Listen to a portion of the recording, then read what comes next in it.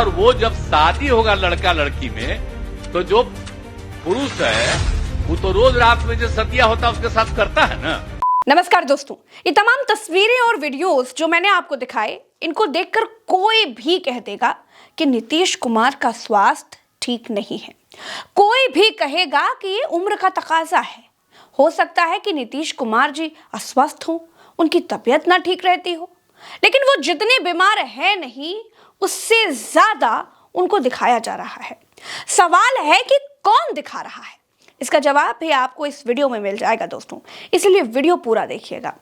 लेकिन उससे पहले एक विस्फोटक खबर जिसे सुनने के बाद पटना से लेकर दिल्ली तक हड़कंप मचा हुआ है। हर कोई फुसफुसा रहा है कि क्या वाकई ऐसा हो गया है। तो दोस्तों, बिहार में लालू प्रसाद यादव की पार्टी के विधायक हैं भाई वीरेंद्र। लालू और नीतीश कुमार के बीच की कड़ी हुआ करते थे, एक जमाने की बात है दोस्तों। भाई वीरेंद्र ने एक बयान दिया। इनका कहना है कि नीतीश के आसपास के लोग माल कमा रहे हैं, वही लोग नीतीश कुमार को कुछ खिला रहे हैं। उसी के कारण वे उल्टी सीधी हरकतें करते हैं, उल्टा पुल्टा बोलते हैं।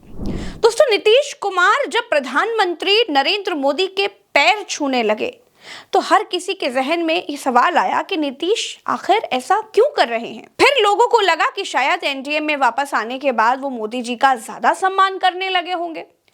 फिर जब मोदी जी का हाथ देखने लगे तो चर्चा हुई कि शायद नीतीश बाबू ज्योतिषी सीख लिए हैं। लेकिन जब नीतीश कुमार महात्मा गांधी की पुण्यतिथि के मौके पर ताली बजाने लगे, जब वो बिना बात ही सदन में तेजस्वी यादव को इशारे करने लगे और पटना में अमित शाह के कार्यक्रम में महिला का हाथ और कंधा पकड़ने लगे, तो लोगों को लगा कि कुछ तो गड़बड़ है। दोस्तों, भाई वीरेंद्र का दावा सच्चा है या झूठा, ये तो जांच का विषय है। लेकिन भाई वीरेंद्र यहाँ नहीं रुके। उन्होंने कहा कि कई तरह की सप्लाई से नीतीश जी का तबीयत खराब किए रहता है लोग। अब इसका क्या मतलब है?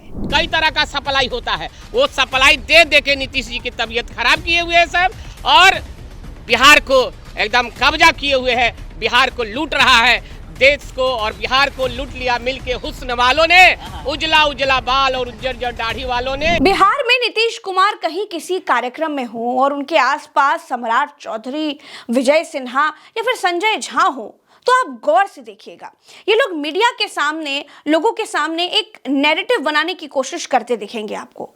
मसलन कभी नीतीश कुमार का हाथ पकड़ लेंगे, कभी आगे बढ़ने का, चलने का, रुकने का, ना बोलने का, हाथ नीचे करने का इशारा करने लगे होंगे, कभी आरती कराना सिखाएंगे, ताकि जनता के बीच ये मैसेज बराबर बना रहे कि नीतीश कुमार की उम्र अब हो चली है और वो अस्वस्थ हैं। दोस्तों, वक्फ बिल पर समर्थन को लेकर के नीतीश कुमार के मुस्लिम वोट बैंक को कमजोर किया गया।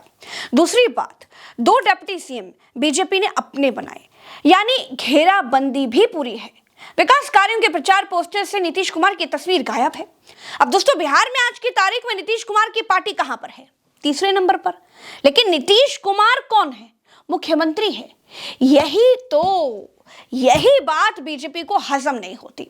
महाराष्ट्र, हरियाणा, दिल्ली, उत्तर प्रदेश, उत्तराखंड, सारी की सारी जीत एक तरफ रखिए और बिहार में अपना सीएम ना बना पाने का मलाल दूसरी तरफ रखिए, तो ये मलाल भारी पड़ेगा। पूरी बीजेपी चाहती है कि बिहार में अपनी सरकार हो, अपना सीएम हो, लेकिन बीजेपी ये कर नहीं पा रही है।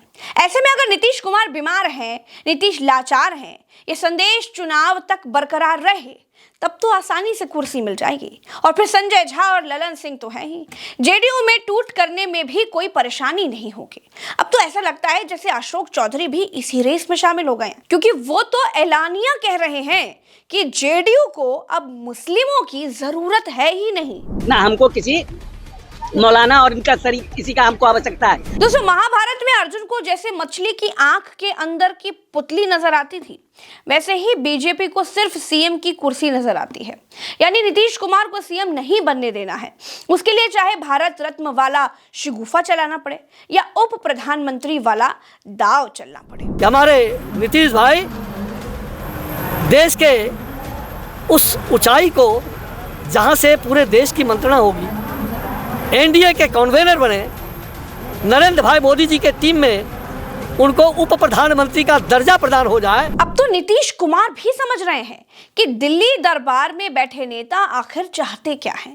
खैर, बिहार में जो चल रहा है वो तो आपको बताना ही पड़ेगा, लेकिन सवाल अभी भी वही है जो शुरुआत में पूछा था कि आखिर नीतीश कुमार को खाना कौन खिला रहा है, क्या खिलाया जा रहा है, क्या मिलाकर खिलाया जा रहा है, और भाई वीरेंद्र के दावे की आखिर हकीकत क्या है।